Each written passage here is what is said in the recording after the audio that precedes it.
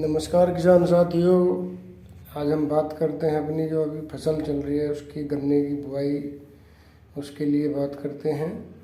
तो उसके लिए सबसे पहले हमें जो ध्यान रखना है वो रखना है सीड का सिलेक्शन कैसा होना है। तो हमें बीज के ऊपर ध्यान देना है कि हमारा जो बीज है वो रोग रहित हो, उसमें कोई किसी प्रकार का रोग ना हो, सड़न ना हो, गलन ना हो और कोई कीड़ा वगैरह ना लगा हुआ हो। तो अच्छी क्वालिटी का हमें बीज देखना है और अच्छी क्वालिटी के बीज को देखने के बाद हमें उस बीज को फिर कटिंग करना है। तो छोटे छोटे टुकड़ों में उसे काटना है जिसकी लंबाई कम से कम या अधिक से अधिक 18 इंच तक होनी चाहिए। 18 से 20 इंच हो, 22 इंच हो, इससे ज़्यादा नहीं होनी चाहिए, क्योंकि जितना छोटा गन्ना कटिंग होगा उतना ही उसमें जर्मिनेशन ज़्यादा आएगा और जर्मिनेशन ज़्यादा आएगा तो पैदावार अच्छी होगी, फसल अच्छी रहेगी हमारी।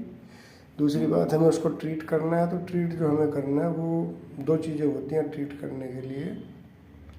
एक होता है इमिडा, एक होता है इमिडा जो होता है हमारा जो हमारे गन्ने के जो टुकड़े हैं इनको ज़मीन के नीचे आने वाले छोटे मोटे जो कीड़े मकोड़े होते हैं, कीट पतंगे जो होते हैं जो ज़मीन के अंदर से इसको खा सकते हैं, उनसे बचाता है। दूसरा हमारा जो ट्रीटमेंट के लिए आता है वो हमारा आता है उसका फंजीसाइड।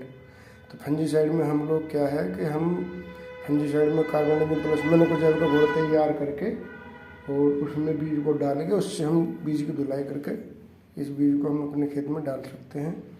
इन दोनों चीज़ों के डालने से क्या होगा कि तो हमारे खेत में नीचे जड़ को खाने वाले कीड़े नहीं होंगे। दूसरा जो हमारा पौधा जर्मिनेशन होगा तो हमारे पौधे के जर्मिनेशन में हमें फंगस की शिकायत नहीं दिखाई देगी। अब बात करते हैं हम फर्टिलाइज़र उर्वरक की। ये जो आप देख रहे हैं ये हमारा डीएपी है। डीएपी हमारा दो तरह का होता है, एक ब्लैक होता है और एक वाइट होता है।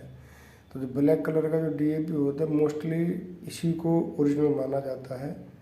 और ओरिजिनल की पहचान करने के लिए आप लोगों को क्या करना है कि इसको प्लेन ज़मीन के ऊपर रख के जूते से रगड़ना होगा, तो ये आपका नहीं टूटेगा। दूसरा हमारा आता है potash, MOP, muriate of potash. Muriate of potash क्या होता है? ये हमारा लाल कलर का क्रिस्टल दाना होता है, जैसी मिर्च होती है हमारी, इस टाइप का होता है। तो हमें पोटाश को भी डालना चाहिए, क्योंकि हम लोग पोटाश अगर नहीं डाल पाते हैं तो हमारे खेत में पोटाश की कमी रह जाती है, जिसकी कमी से हमारा पौधा सर्वाइव नहीं कर पाता, अच्छी ग्रोथ नहीं आ पाती, अच्छा जर्मिनेशन नहीं आ पाता है। ये हमारी MOP की बोरी है। इसमें बोरी जब आप किसी भी कंपनी की लोगे MOP की, तो इसके ऊपर K2O लिखा हुआ होगा।